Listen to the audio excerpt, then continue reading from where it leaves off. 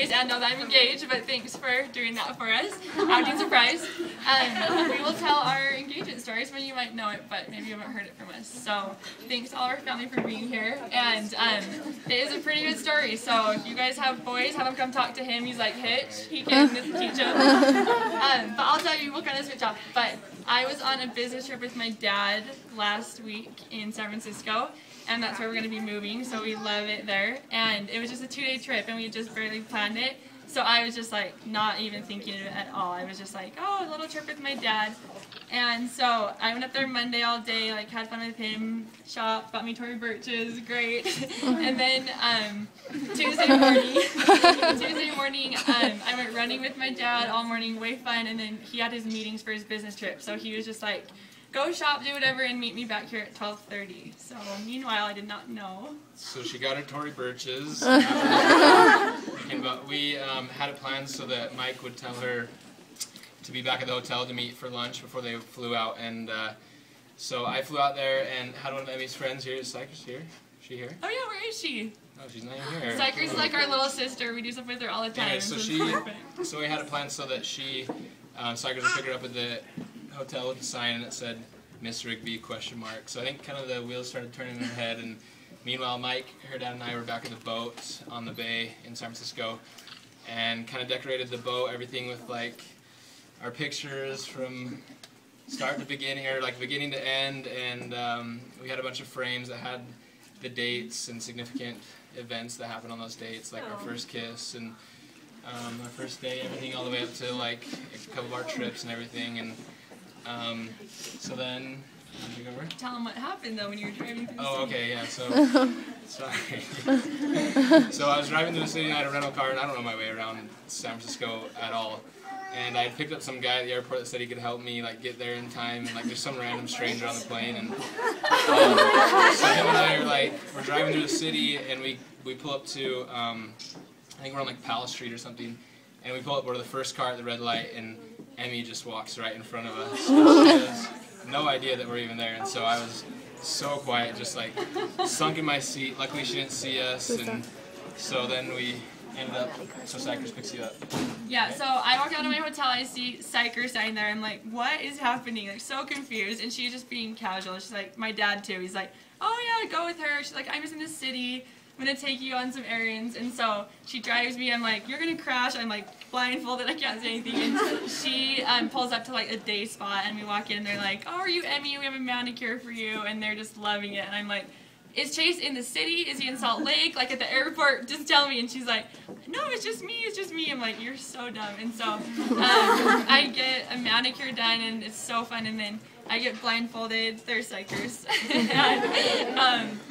I get blindfolded, and it's like this really tight blindfold, and we're driving in the car. It's just like chaos. I can hear all these like honking. I'm like, Cypress, don't crash. And we get down, and we're at the wharf, and I don't know. And so they're walking me, and she's like, we still have a few more stops till you see Chase. And so I just thought I was getting on something to go see him, but he was like leading me, and I thought it was just some person. So they walked me all the way down to the boat, and like he said, he didn't even explain, but he put like hundreds of pictures up hanging in like order of our relationship. So I'm just down there, and the captain of the ship, he's like, you can take your blindfold off, and I'm just in the galley like looking at all of it, crying. I'm like, oh my gosh, look at this. And it's like all these dates, and then he just walks down all casually. He's like, hey, what's up? And he's looking at all of the things with me, and I'm like starting to cry, and he's like, we've had such a great story and relationship, and we have to add one more thing. So then we, at this time the boat had like come out into the harbor, and we'd gotten just kind of right under the Golden Gate Bridge, and we went up onto the bow, and it was like way rocky, so like my knees were already shaking bad enough. I almost fell off the boat, and then we got up there and just kind of were like perfectly positioned, and got down on one knee, and I asked her to marry me, and she said yes. And I got up and almost fumbled the ring into the ocean because it was like so wavy, and put it on her. And then we, the best part was she was wondering like, what is going on? Like, does my dad know about this? My flight leaves in like a couple hours, and luckily Mike was like on the pier. And I just said, you see that guy taking pictures? And Mike was just right there snapping all these photos of us, so it was really special. And it was just a perfect moment, because when he went on his knee, all of a sudden I saw like the Golden Gate right behind him, and I was like, wow, I can't talk, this is amazing, but, and then he had our whole families waiting at the airport, so it was perfect. Everyone should take notes, all the boys that you guys are dating, but he did a pretty good job. That's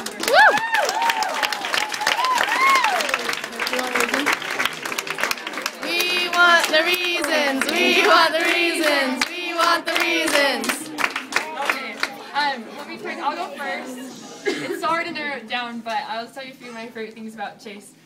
One, obviously you can tell if you know him or from that story how thoughtful and romantic he is. And I think I'm so lucky to have gotten a boy like this, because this is obviously like the biggest gesture he's ever done, but it wasn't like out of nowhere some show, because this is how he always has been. And even this semester he's like, we had a night where I thought I was going to a play and all of a sudden we were in the front row of Taylor Swift, or I'll like go out to my fire escape at the Cayo and have a little gift waiting, or always a note on my car. And he's just like the sweetest, does things that boys wouldn't do. He lived in the SIG and I'd been in the Cayo all last year, and we had like a journal we'd like pass back and forth, like just write little funny notes. But he was just like even better than I was. Like you'd think I'd be like, come on, do it. He'd be like, where's the journal? Come on. Like he was just so cute at it, and he's just such a good, sweet, romantic guy. And he just treats me so well. Like I'll be walking to the car and I'll try to like get the handle, he like locks it, and then if I happen to ever get it, he'll like slam it shut and open it again. So he's just, like, he's a good gentleman that way. And I think one thing I love is he treats me so well, but he really does treat like everyone around me so well. And like I'll be like, Amanda, like her missionary got home and she's like, Chase just called me to ask all about how I was seeing him, or just like things that he does on his own is just like the kind of guy he is. And with my family and stuff, so I just love that. He's also so observant. He will always compliment me on like things that I didn't even notice. I'm like, oh yeah, that did change, or different things. And he could probably tell you like my order at any restaurant, even Cafe Rio, which sometimes even I forget. It's pretty specific. So he's pretty good at just all of those things, and he's very confident always himself. He'll like walk, if you see him on the dance floor or walking to the Cayo, he's not like ever putting on a show. He's just like genuine and himself. And the last thing is how patient he's been. If you guys don't know, we've had like a lot of long distance stuff in our relationship with like study abroads and internships, and he's just been like so steady and solid the whole time, and like he's made it fun to be a part. He's like taking me to New York for Valentine's Day. He's just made it the best it can be, even though we would miss each other. So, and a few specific things I love, he always leaves me voicemails, which I thought was a very good criteria I've always wanted. I've always wanted someone who loves dogs, and he does. And he dresses very well. So that's why I love him, and he's perfect for me. Okay, so can I go now? Yeah. Alright, I don't know how much time we have. I could go on for all night, but there's a couple different things I love about Emmy, and I'm sure you guys get to see firsthand. When she walks into a room, she just like lights the place up. Her enthusiasm is so contagious, and she always has like the best smile. Like she always has the best smile. Show me your smile.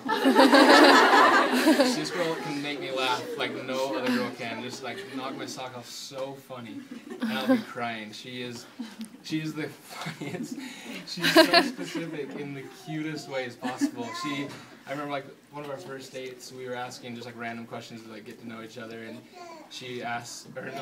I asked, I was like, what's your favorite color? And she's like, well, I can't decide between avocado green and mustard yellow. And I was like, alright. She's like, what's yours? I was like, I don't know, blue? She's so specific and so genuine in everything she does. Like, she has the most gorgeous, long blonde hair. And I don't know if you guys know, but that's like her natural color. She's never done anything to it, and it's so pretty. She has the most gorgeous blue eyes ever. And like, for the first part of our courtship, I would always tease her that she was wearing contacts. So she wears contacts, and I always thought they were colored. But they're not. It's unnatural to have such beautiful eyes like that. She always grabs my arm as soon as we walk out of the door. She'll just always like grab me, and we always go hand in hand everywhere together. I love it. And the best part about it. Shane, I love it.